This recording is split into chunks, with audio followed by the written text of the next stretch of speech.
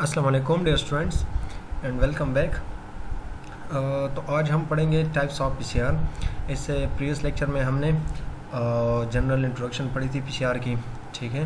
हमने different components पढ़े थे, प्रोसीजर पढ़े थे, स्टेप्स पढ़े थे पीसीआर के, ठीक है, कि पीसीआर किस प्रिंसिपल पे काम करता है, ठीक है। हमने स्टेप पढ़े थे कि इसमें एक डिनेचुरेशन होती है पहले, ठीक है, और हमारी जो रिक्वायर्ड डीएनए है वो डबल स्टैंडर्ड होती है और इसको सिंगल स्टैंड में चेंज करके डिनेचुरेशन स्टेप में फिर आगे इसकी अनीलिंग होती है। अनीलिंग में क्या होता था, अनीलिंग में प्राइमर्स बाइंडिंग होती थी और उसके बाद फिर एक्सटेंशन होती थी, ठीक है, और एक्सटेंशन में उस रिक्वायर्ड जो टारगेटेड रीजन थी उसकी एम्प्लीफिकेशन होती है, ठीक है।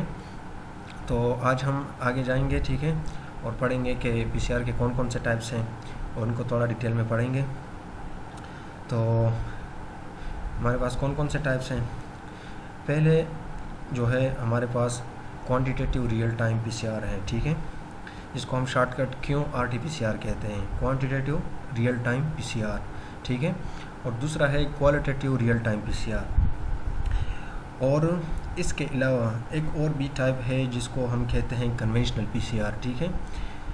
अगर हम देख लें कि इसमें क्वांटिटेटिव लिखा है, ठीक है, तो ये क्या करेगी, इसमें क्वांटिटेशन होगी, जो टारगेट सीक्वेंस है उसकी कॉपीज़ नंबर हम देखेंगे, ठीक है, कि उनकी कितनी कॉपीज़ हैं, और क्वालिटी और ये हमें एग्जैक्ट बताएगी कि नंबर ऑफ़ कॉपीज़ कितने हैं। और क्वालिटेटिव में हमें सिर्फ ये बताएगी कि आपकी जो डिज़ायर्ड टारगेट सीक्वेंस है वो प्रेजेंट है या नहीं है, ठीक है, ये हमें क्वांटिटी नहीं बताएगी।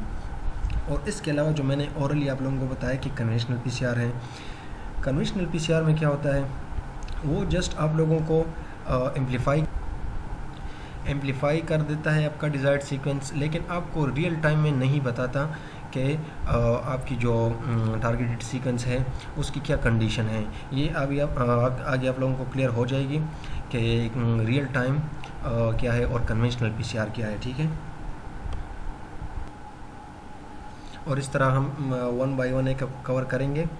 रिवर्स ट्रांसक्रिप्टेज पीसीआर, इसको हम आरटीपीसीआर कहते हैं, मल्टीप्लेक्स पीसीआर, नेस्टेड पीसीआर और रियल टाइम पीसीआर, ठीक है। फिर हम specifically real time PCR last में पढ़ेंगे कि रियल टाइम पीसीआर क्या है, ठीक है। तो पिछले लेक्चर में मैंने कुछ फिगर्स नहीं दिए थे, तो आप लोग ये पिक्चर देख लें, मैं भूल गया था कि उसमें ऐड करता। तो हमारे पास जो पीसीआर मशीन है, पीसीआर एनालाइज़र है, जिसको थर्मल साइक्लर कहते हैं, ठीक है, ये थर्मल साइक्लर्स हैं।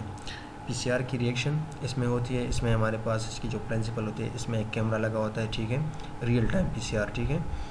तो उसमें कैमरा लगा होता है और इसमें जैसे ही फ्लोरेसेंस एग्जाइट होती है और हमारे पास कलर डेवलप होती है, तो वो कैमरा इसकी कैप्चर कर लेता है उसको और हमें डिस्प्ले पे एक ग्राफ देता है, ठीक है, और फिर हम उस ग्राफ पे बेस पे एनालिसिस करते हैं। तो ये रियल टाइम की मैं बात कर रहा हूँ, ठीक है, कन्वेंशनल के लिए अलग है फिर। और ये पीसीआर मशीन, इसके डिफरेंट शेप आते हैं, ठीक है, इस तरह वो थर्मल साइक्लर्स भी आ सकते हैं। और ये देखें यहाँ पर ये एक स्पेस है, ठीक है, इसको हम बंद कर सकते हैं। यहाँ पर हम अपनी 96 वेल की ट्यूब्स रख के, जिसको पीसीआर ट्यूब्स कहते हैं, उसको रख के उसमें हमने मास्टर मिक्स और अपनी सैंपल और पीसीआर के जितने भी कंपोनेंट्स हैं उन सबको हमने डाला होगा और फिर इसको बंद करके स्टार्ट कर लेते हैं, ठीक है। फिर इसके बाद हमारे पास जो हमारी डीएनए सीक्वेंस होगी, टारगेट सीक्वेंस, उसकी फिर इस तरह एक्सपोनेंशियल एम्प्लीफिकेशन होगी, ठीक है, और 1 से 2 और 2 से 4 हो, इसी तरह मिलियंस ऑफ मिलियंस कॉपीज़ उसके बनेंगे ताकि इसकी ज़्यादा कॉपी बन जाए ताकि हम उसको डिटेक्ट कर सकें, क्योंकि डीएनए एक बहुत ही छोटी मॉलिक्यूल है, ठीक है। अब आप लोग देख लें, आपने किसी एपिथेलियल सेल को अपने हाथ में नहीं लिया होगा, ना कोई एक आरबीसी को हाथ में नहीं लिया होगा, तो अगर हमारे सेल्स इतने छोटे हैं तो इसके अंदर जो डीएनए मौजूद होगी, ठीक है, फिर उसकी साइज़ कितनी छोटी होगी, जस्ट इमेजिन।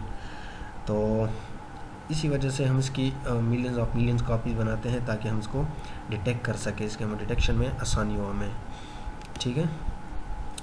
तो सबसे पहले हम पढ़ते हैं real time PCR versus traditional PCR, ठीक है, ट्रेडिशनल पीसीआर या कन्वेंशनल पीसीआर। इसको मैं साथ में ऐड कर देता हूँ कि या conventional PCR.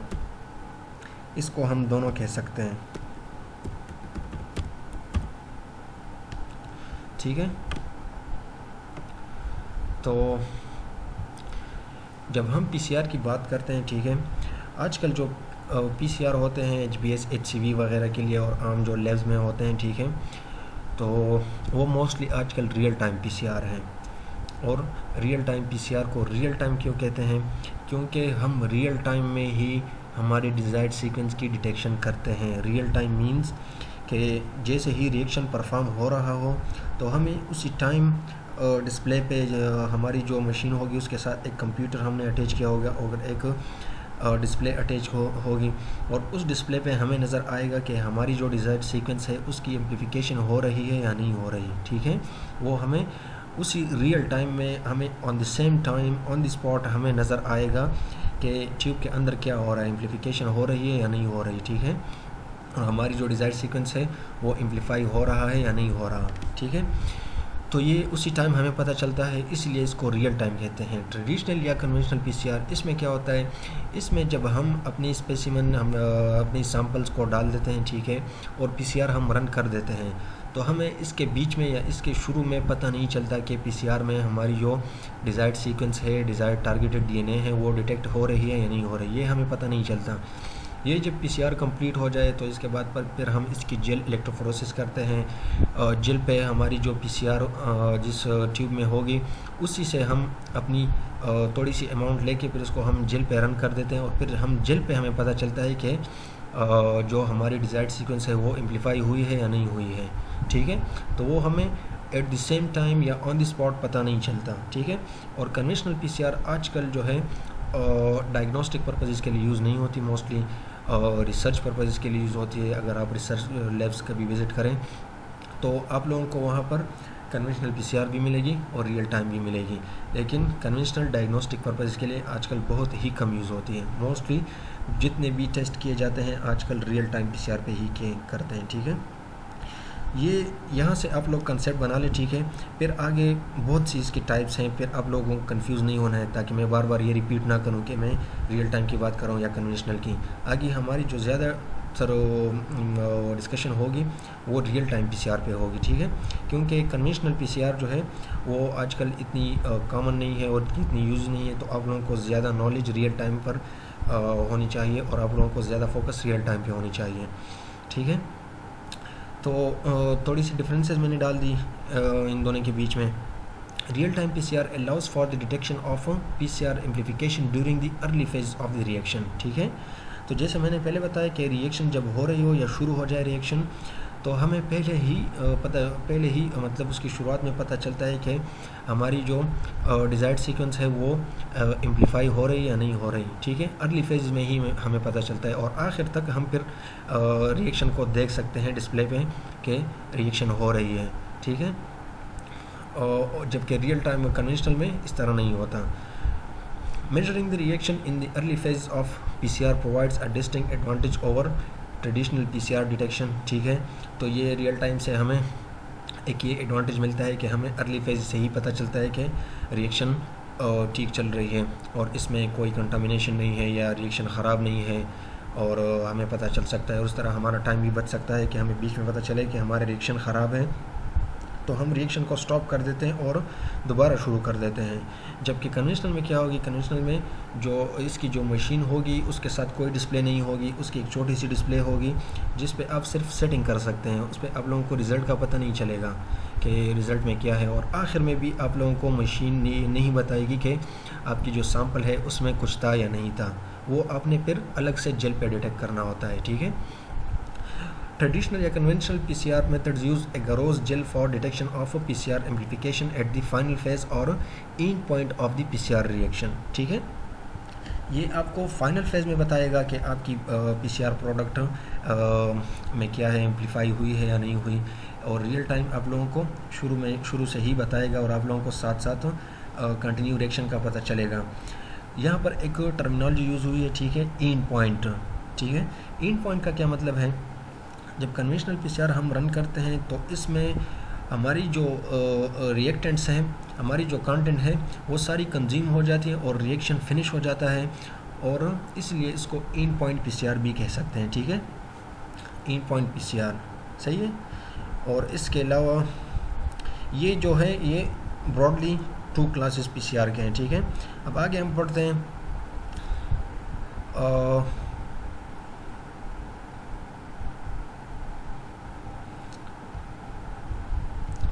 Real time is both quantitative and qualitative while conventional is a semi quantitative, ठीक है। तो रियल टाइम क्या है, रियल टाइम क्वांटिटेटिव भी हो सकता है, क्वालिटेटिव भी हो सकता है। क्वांटिटेटिव और क्वालिटेटिव कंसेप्ट अगर आप लोगों को पता ना हो तो मैं आप लोगों को जल्दी से बता देता हूँ कि क्वांटिटेटिव में हमें क्वांटिटी का एग्जैक्ट पता चलेगा, एग्जैक्ट अमाउंट हमें देगी कि इतने कॉपीज़ नंबर ऑफ डीएनए हैं, ठीक है। जो एक्सपोनेंशियल एम्प्लीफिकेशन हो गई होगी उसमें उसकी जो कॉपीज़ नंबर होगी डीएनए की, जो हमारी डिज़ायर्ड सीक्वेंस होगी उसके कॉपीज़ नंबर हमें बताएगी कि इतने DNA sequences DNA copies number बने हैं। और क्वालिटेटिव में क्या होगा, जो कि कन्वेंशनल हमें रिज़ल्ट देती है वो क्वालिटेटिव होती है। तो उसमें हमें क्या पता चलता है कि डीएनए प्रेजेंट है या नहीं, और वो कब पता चलेगा, वो फिर हमें जेल इलेक्ट्रोफोरेसिस पे पता चलेगा, ठीक है। और additionally real time PCR data can be evaluated without gel electrophoresis, ठीक है। ये भी मैंने पहले एक्सप्लेन कर दिया कि जेल इलेक्ट्रोफोरेसिस की ज़रूरत नहीं होती रियल टाइम पीसीआर में, और उसको हम मशीन के थ्रू ही हमारी जो डिस्प्ले होगी, जो थर्मल साइक्लर के साथ, जो रियल टाइम की थर्मल साइक्लर होगी उसके साथ कनेक्टेड होगी, वही हमें बताएगी कि आपकी जो डिज़ायर्ड डीएनए हैं उसकी एम्प्लीफिकेशन हुई है, अगर हुई है तो कितनी हुई है, ठीक है। वो सब हमें डिस्प्ले पे पता चलेगा। In conventional PCR the amplified product और amplicon is detected by an end point analysis by running DNA on gel electrophoresis after the reaction has finished, ठीक है। ये भी मैंने पहले एक्सप्लेन कर दिया आप लोगों को कि हमें जैसे ही रिएक्शन फिनिश हो जाए तो हम उसके बाद जेल पे रन करके उसकी एनालिसिस करते हैं, और इससे हम पता लगाते हैं कि हमारी प्रोडक्ट है या नहीं।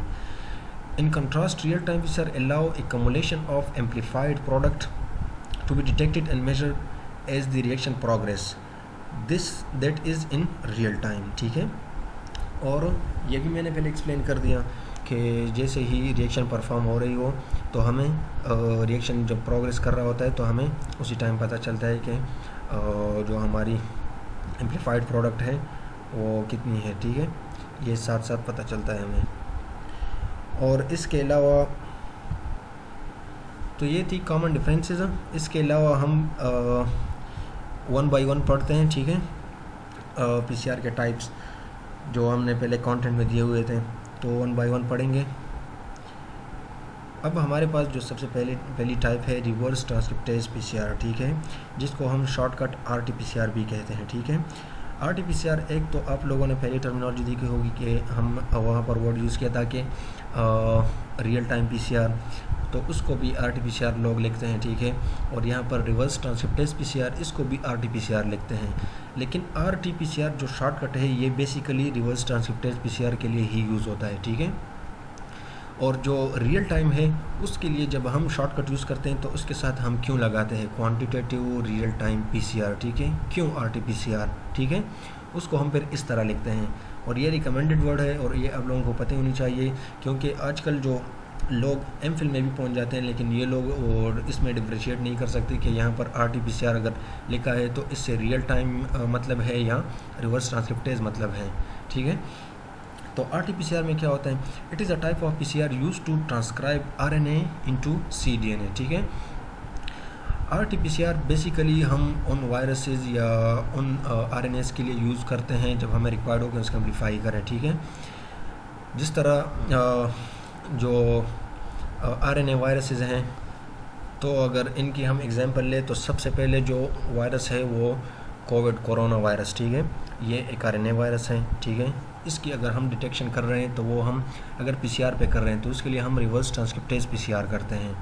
और रिवर्स ट्रांसक्रिप्टेज पीसीआर में सबसे पहले जो आरएनए वायरस है इसकी आरएनए को हम सीडीएनए में कन्वर्ट करते हैं, और सीडीएनए मीन्स कॉम्प्लीमेंट्री डीएनए, ठीक है।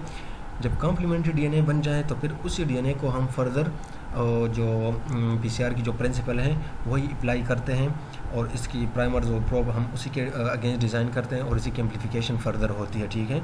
लेकिन इस आरटीपीसीआर में हम पहले इस आरएनए को सीडीएनए में कन्वर्ट करते हैं, ये एक एडिशनल स्टेप है और पीसीआर से ये थोड़ा मुख्तलिफ है, ठीक है। और इसको हम पहले सीडीएनए में कन्वर्ट करते हैं कॉम्प्लीमेंट्री डीएनए में, और फिर इसके बाद हम इसकी एम्प्लीफिकेशन करते हैं। Reverse transcriptase an enzyme that convert RNA into cDNA, ठीक है। और इसके जो किट्स आते हैं, जो एक तो आम पीसीआर होते हैं जो रियल टाइम, जो कि इसमें आरएनए नहीं, हम उसमें हम डीएनए लेते हैं, ठीक है। तो उसमें ये एंजाइम रिवर्स ट्रांसक्रिप्टेज एंजाइम नहीं होता उन किट्स में, ठीक है। लेकिन जो आरटीपीसीआर की अगर हम बात करते हैं तो इनके किट्स में इनकी जो मास्टर मिक्स आती है, जो केमिकल्स आते हैं जो कि कमर्शियली अवेलेबल होते हैं, उनमें एक एडिशनल आरटी एंजाइम एडिड होता है, ठीक है, रिवर्स ट्रांसक्रिप्टेज ये एडिड होता है, और ये वही उसी आरएनए को सीडीएनए में कन्वर्ट कर देता है, और आपके साथ जब डीएनए आ जाए और उस सीडीएनए को फिर फर्दर एम्प्लीफाई किया जाता है, ठीक है।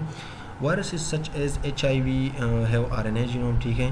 HIV है, HBV वायरस है, ठीक है। कोविड की मैंने एग्जांपल ली, ठीक है। तो ये सारे RT-PCR हैं, RT-PCR के थ्रू हम ये करते हैं, ठीक है। तो आगे डायग्राम में आप लोगों को दिखाता हूँ, ठीक है। जब हमारे पास हम एग्जांपल लेते हैं उसमें आरएनए होते हैं, ठीक है। हम कोविड की एग्जांपल लेंगे क्योंकि आजकल कोविड चल रहा है, तो आप लोगों को कोविड से ही अपनी माइंड बनानी चाहिए, ठीक है। हमने एक कोविड सैंपल लिया, ठीक है, और वो सैंपल कोविड पॉजिटिव सैंपल है, ठीक है। उसमें हमें पता है कि कोविड आरएनए प्रेजेंट है, उससे हमने आरएनए एक्सट्रैक्ट की, ठीक है। आरएनए एक्सट्रैक्शन के बाद हमने क्या किया, उस सैंपल को हमने ऐड कर दिया एक ट्यूब में, और उसके साथ हमने रिवर्स ट्रांसक्रिप्टेज एंजाइम ऐड किया, ठीक है। रिवर्स ट्रांसक्रिप्टेज एंजाइम क्या करेगा, वो उस आरएनए को सीडीएनए में कन्वर्ट करेगा, ठीक है। सीडीएनए ये बन गई, ठीक है। उसके बाद क्या करेगा, हम जो बाकी पीसीआर के कंपोनेंट्स होंगे, जिस तरह डीएनए पॉलीमरेज है, मैग्नीशियम वगैरह है, उन सबको ऐड करके फिर उसको रन कर देंगे, ठीक है। और फिर उसको सीडीएनए को हम पीसीआर कंपोनेंट के साथ मिक्स करके फिर उसके हम मज़ीद मल्टीपल कॉपीज़ बनाएंगे, और इसी तरह इसके 1000 एंड मिलियंस ऑफ कापी बन जाएंगे, और हम फाइनली इसको डिटेक्ट कर सकेंगे, ठीक है। तो reverse transcriptase PCR RT-PCR can be carried out by the 1-step RT protocol और 2-step RT प्रोटोकॉल, ठीक है। जब RT-PCR हम करते हैं तो इसमें हम हम 2 प्रोटोकॉल्स के अकॉर्डिंग करते हैं, ठीक है। या तो हम 1-step RT-PCR करते हैं या 2-step RT-PCR करते हैं। 1-step RT-PCR क्या है, 1-step RT-PCR take mRNA target and subject them to reverse transcription and then PCR amplification in a single tube, ठीक है। इसमें हमें सिर्फ एक ही स्टेप में सब कुछ करना होता है।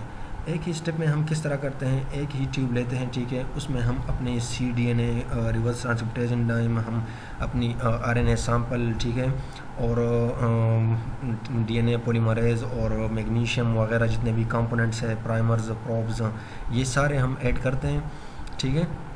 और सब की एडिशन के बाद हम उसको मशीन पे रन कर देते हैं डायरेक्ट, ठीक है। और हमें उससे एक ही ट्यूब में रिज़ल्ट मिल जाता है। उसी एक ही ट्यूब में रिवर्स ट्रांसक्रिप्शन भी हो जाती है, आरएनए सीडीएनए में कन्वर्ट हो जाती है, ठीक है। और उसी ही ट्यूब में फिर हम क्या करते हैं, उसी सीडीएनए को डीएनए पॉलीमरेज के थ्रू एम्प्लीफाई करके एक ही ट्यूब में ये सारी रिएक्शन करवा देते हैं, ठीक है। 2-step पीसीआर में क्या होता है, as the name implies occurs in 2-step, ठीक है।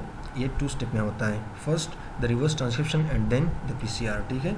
तो फिर इसमें हम 2 ट्यूब्स लेते हैं, ठीक है। एक ट्यूब में हम क्या करते हैं, रिवर्स ट्रांसक्रिप्टेज एंजाइम के साथ अपने सैंपल को मिक्स कर देते हैं, और हम अपनी सैंपल को जो कि आरएनए होगी, ठीक है, उसमें आरएनए प्रेजेंट होगी, उसी आरएनए को हम सीडीएनए में कन्वर्ट कर देते हैं। और सीडीएनए जब इसकी रिवर्स ट्रांसक्रिप्शन कर देते हैं तो reverse transcriptase enzyme reverse transcription करने के बाद फिर इसको हम वही जो नॉर्मल पीसीआर होता है, ठीक है, फिर उस पे अप्लाई करके पीसीआर रन कर देते हैं, ठीक है। एक बार फिर रिवाइज कर देता हूँ, ये 2-step पीसीआर एक अलग सा ट्यूब, 2 अलग से ट्यूब लेते हैं, ठीक है। एक में हम रिवर्स ट्रांसक्रिप्टेज एंजाइम और हमारी जो सैंपल होगी जिसमें आरएनए प्रेजेंट होगी उसको ऐड करते हैं, ठीक है। उसको अलग से हम cDNA में कन्वर्ट कर देते हैं उसी ट्यूब में, और फिर उसी ट्यूब से हम कुछ वॉल्यूम लेके जिसमें cDNA प्रेजेंट होगी वो दूसरी ट्यूब में डाल देते हैं। दूसरी ट्यूब में क्या होगी, इसमें DNA पॉलीमरेज होगी, PCR कंपोनेंट्स होंगे, DNTPs होंगे, मैग्नीशियम होगी, बफर होगी, ठीक है। वो सारे कंपोनेंट्स जो कि हमने पिछले लेक्चर में पढ़े थे वो फिर दूसरी ट्यूब में होगी, और इसके साथ हम cDNA की कुछ वॉल्यूम डाल लेते हैं और उसी cDNA की फिर हम फर्दर एम्प्लीफिकेशन करते हैं, ठीक है। थोड़ी टेक्निकल है, लेकिन आप लोग इसको अगर एक बार से समझ ना आए तो लेक्चर को दोबारा पढ़ें। अगर एक चीज़ की आप लोगों को ये हमेशा याद रखें, जब आप लोगों को एक चीज़ की समझ ना आए तो कोशिश करें एक बार गौर से पढ़ें, ठीक है। अगर इसके बाद समझ ना आए तो दोबारा पढ़ें। इस तरह 2-3 टाइम्स आप लोग पढ़ेंगे तो आप लोगों को माइंड में कुछ ना कुछ आएगा, ठीक है। तो इसके बाद पढ़ते हैं। तो उससे आगे जाने से पहले मैं आप लोगों को रिवर्स ट्रांसक्रिप्शन की एक और पिक्चर दिखाता हूँ, ठीक है। ये देख लें, एक ही ट्यूब में हमने सब कुछ डाला हुआ है, ठीक है। उसमें सारी रिएक्शन हो गई, ठीक है। और दूसरे में हमने cDNA और सैंपल डाला हुआ है, ठीक है। और फिर इसके बाद हमने इसके स्पेसिफिक प्राइमर्स ऐड कर दिए और पॉलीमरेज वगैरह सब कुछ ऐड कर दिया। और इसके बाद 2 स्टेप में, पहले स्टेप में cDNA सिंथेसिस हो गई और दूसरे स्टेप में उसी cDNA की फर्दर एम्प्लीफिकेशन, ठीक है, फर्दर एम्प्लीफिकेशन हो जाती है। और ये डायग्राम देख ले दूसरा, आप लोगों को इससे और भी अच्छी समझ आ जाएगी, ठीक है। सेल या टिश्यू हमने लिया, ठीक है, या कोई माइक्रो ऑर्गेनिज्म लिया, ठीक है, उससे हमने आरएनए आइसोलेट की, ठीक है। और आरएनए आइसोलेशन के बाद या आरएनए एक्सट्रैक्शन के बाद हमने उसकी cDNA सिंथेसिस की, ठीक है, कॉम्प्लीमेंट्री DNA सिंथेसिस, ठीक है। इसके बाद फिर cDNA एम्प्लीफिकेशन हमने की, और cDNA एम्प्लीफिकेशन में हम क्या करते हैं, वही स्टेप्स जो हर PCR में किए जाते हैं, ठीक है।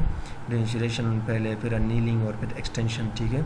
और ये साइकिल्स फिर रिपीट होंगे। इस तरह हमने पहले डिस्कस किया था कि 20 to 40 साइकिल्स हम सेट करेंगे, और इसी 20 to 40 साइकिल्स या 25 या 30 या कोई भी हमने सेट की हो तो उसके अकॉर्डिंग फिर हमें रिज़ल्ट देगी मशीन। और इसके बाद RT-PCR के यूजेस क्या हैं। RT-PCR is widely used in expression profiling, ठीक है, to determine the expression of a gene. RT-PCR mostly expression के लिए यूज़ होती है। अगर हमने कोई जीन की एक्सप्रेशन देखनी है, ठीक है, तो फिर हम क्या करते हैं, सैंपल से उसकी RNA लेते हैं और उसी RNA को फिर हम एम्प्लीफाई करते हैं, और इस तरह हम इसकी एक्सप्रेशन देखते हैं कि ये एक्सप्रेस हो रही है या नहीं। अगर एक्सप्रेस नहीं हो रही तो इसका मतलब है कि कोई म्यूटेशन है, ठीक है।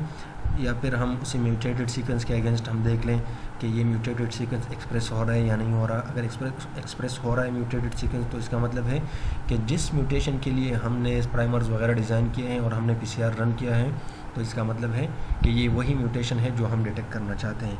To identify the sequence of RNA transcript including transcription start and termination sites, ठीक है। RNA ट्रांसक्रिप्ट की सीक्वेंस देखने के लिए, ठीक है, जिसको ट्रांसक्रिप्शन स्टार्ट साइट्स या टर्मिनेशन साइट्स अगर हम वेरीफाई करना चाहते हैं तो ये भी हम कर सकते हैं। If the genomic DNA sequence of a gene is known, RT-PCR can be use to map the location of exons and introns in the gene, ठीक है। इंट्रॉन्स और एक्सॉन्स इसको एलोकेट करने के लिए हम RT-PCR यूज़ कर सकते हैं, ठीक है।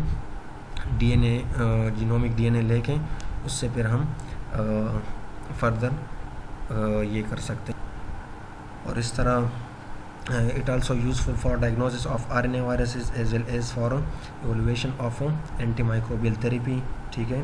तो ये जब हम इसको डीपली पढ़ेंगे तो आप लोगों को समझ आ जाएगी कि ये इसकी एंटीमाइक्रोबियल थेरेपी में यूजिंग है और जीनोमिक DNA सीक्वेंस के लिए, ठीक है, इसको हम मैप करते हैं। और इस तरह जो और हमने इसके यूजेस पढ़े, ठीक है। तो इसके बाद है दूसरी टाइप मल्टीप्लेक्स PCR। ये जो हम टाइप्स पढ़ रहे हैं, ठीक है, ये या कन्वेंशनल होगी या रियल टाइम होगी, ठीक है, ये दोनों हो सकते हैं, ठीक है। लेकिन डिफरेंस आप लोगों को कन्वेंशनल और रियल टाइम में मैंने पहले बता दी है कि इसके क्या एडवांटेज है और दूसरे की क्या एडवांटेज है, ठीक है। तो मल्टीप्लेक्स PCR में क्या होगी, type of PCR used for simultaneous amplification of many sequences, ठीक है। इसके नाम को ही देख ले, मल्टी, ठीक है, मल्टीप्लेक्स, ठीक है। इसको हम मल्टीपल टारगेट साइट्स हम डिटेक्ट कर सकते हैं मल्टीप्लेक्स PCR के थ्रू, ठीक है। This technique is use for diagnosis of different disease in the same sample. अगर हमने एक ही सैंपल में मल्टीपल डिजीज़ को डिटेक्ट करना है तो हम मल्टीप्लेक्स पीसीआर रन करते हैं, और अगर हमने या एक ही जीन में डिफरेंट म्यूटेशंस डिटेक्ट करने हैं तो हम मल्टीप्लेक्स पीसीआर कर सकते हैं, ठीक है।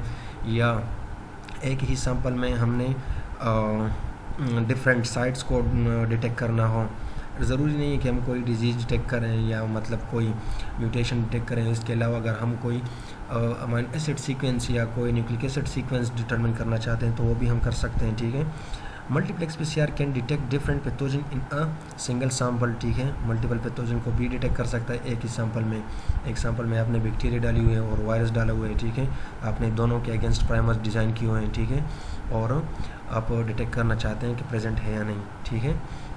Multiple primer sets within a single PCR mixer to produce amplicon of varying size, ठीक है। तो हम इसके लिए फिर ज़रूरी है कि अगर हम मल्टीपल रीजन डिटेक्ट करना चाहते हैं तो हमने मल्टीपल प्राइमर लाजिमन ही डिज़ाइन करने होते हैं ताकि वो वही जो हमारी जो मल्टीपल टारगेट साइट्स हैं उन पे बाइंड हो, और अगर उन पर बाइंड हो जाए तो हमें डिफरेंट साइज़ के वो नज़र आएंगे जो हमारी इम्प्लिकॉन्स होगी, ठीक है। अगर रियल टाइम है तो फिर उसके हम वैल्यू के थ्रू डिटेक्ट करेंगे डायरेक्ट मशीन से। अगर कन्वेंशनल है तो हमें जिल पे पता चलेगा कि एक की साइज़ कितनी है और दूसरी की साइज़ कितनी है, तो वो साइज़ में वेरी करेंगे।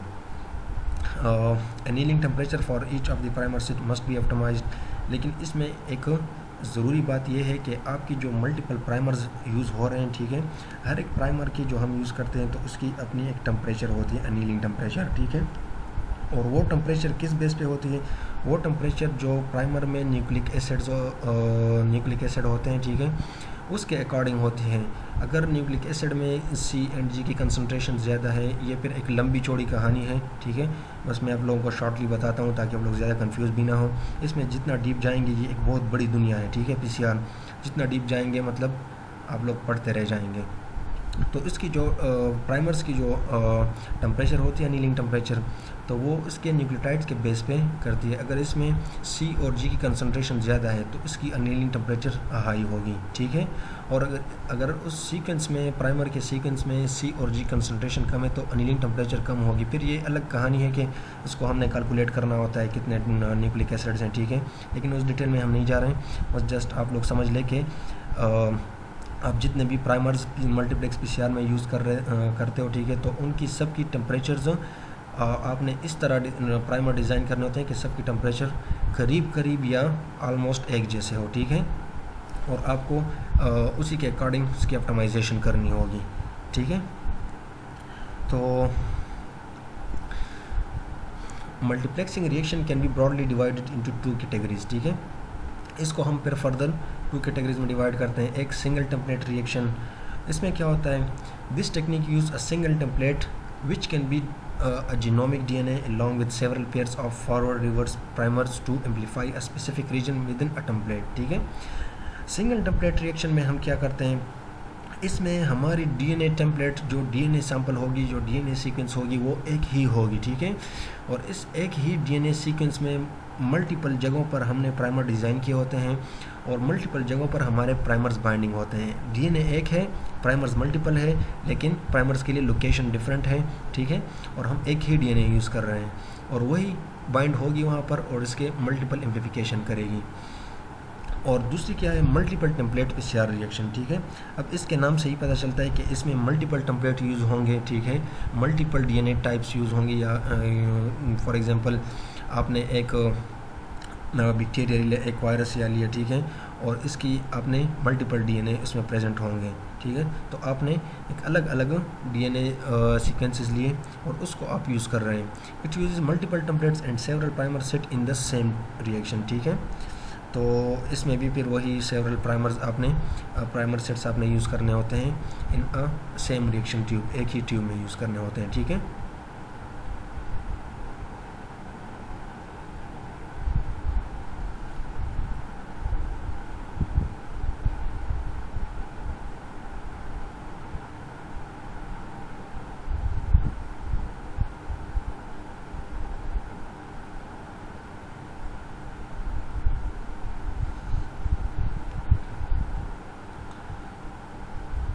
तो आप लोगों को मैं ये डायग्राम दिखा लूँ, इससे आप लोगों को पता चल जाएगा। एक फॉर एग्जांपल हमने एक बैक्टीरिया की सैंपल ली हुई है, ठीक है, और इसमें क्या हो रहा है, इसमें बैक्टीरिया के डिफरेंट स्ट्रेंस हैं, हम वो डिटेक्ट कर रहे हैं। एक बैक्टीरिया स्ट्रेन ए बैक्टीरिया, ठीक है, उसमें एक जीन लोकेशन है, हम वो डिटेक्ट कर रहे हैं, और दूसरे में भी हमने एक बैक्टीरिया सैंपल ली हुई है लेकिन वो स्ट्रेन बी है, और इस तरह स्ट्रेन सी और स्ट्रेन डी, हमने 4 डिफरेंट डीएनए सैंपल्स बैक्टीरिया लिए हैं, ठीक है, और उन सबको हमने एक ही ट्यूब में ऐड कर दिया, ठीक है।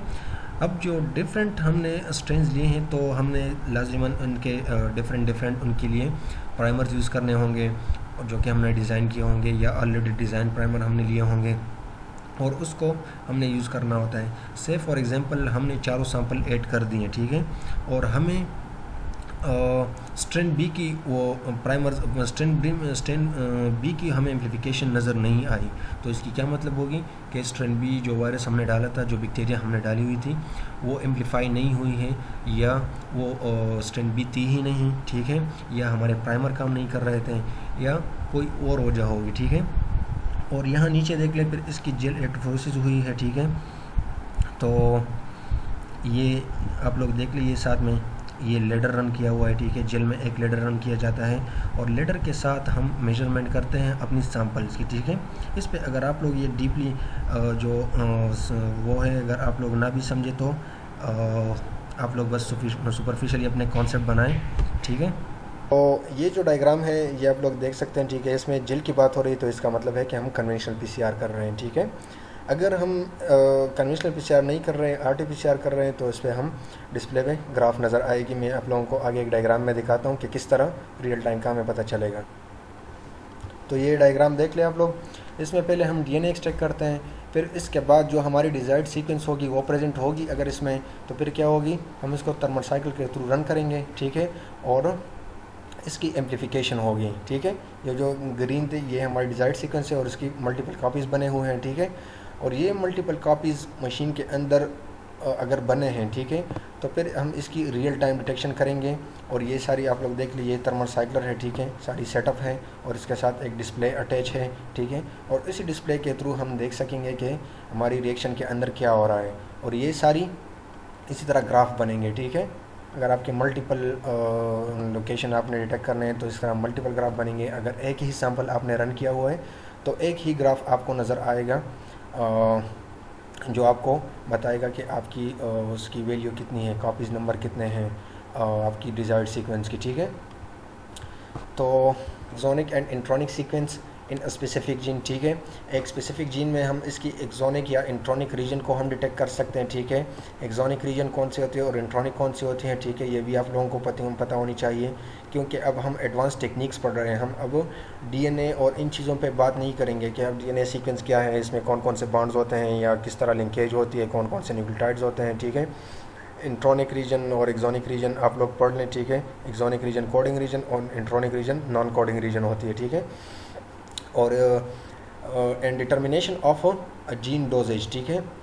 या फिर हम क्या करते हैं, अगर हमारे पास एक डिज़ीज़ है, ठीक है, और एक डिज़ीज़ उस डिज़ीज़ की हम क्वांटिटेशन करना चाहते हैं। अगर एक बंदे को डिज़ीज़ बहुत ही सिविरिटी के साथ है, अगर हम थैलेसीमिया की एग्ज़ाम्पल लें, तो क्या करते हैं हम उस डिज़ीज़ बंदे की सैंपल लेते हैं और इसमें हम देखते हैं कि म्यूटेशन कितनी है।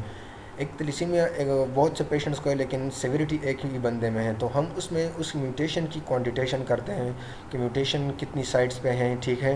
म्यूटेशन के साथ दूसरा कोई म्यूटेशन तो नहीं है जिसकी वजह से पेशेंट को सिविरिटी ज़्यादा है, तो हम इस जीन की क्वांटिटेशन इसी तरह मल्टीप्लेक्स पीसीआर के थ्रू कर सकते हैं, ठीक है। Dystrophy gene has different mutation in exon, this is the cause of disease, ठीक है। डिस्ट्रॉफी जीन है एक, इसमें मल्टीपल साइट्स में एक ही एक्सॉन में म्यूटेशन होती है और इस वजह से डिजीज़ काज होती है, ठीक है।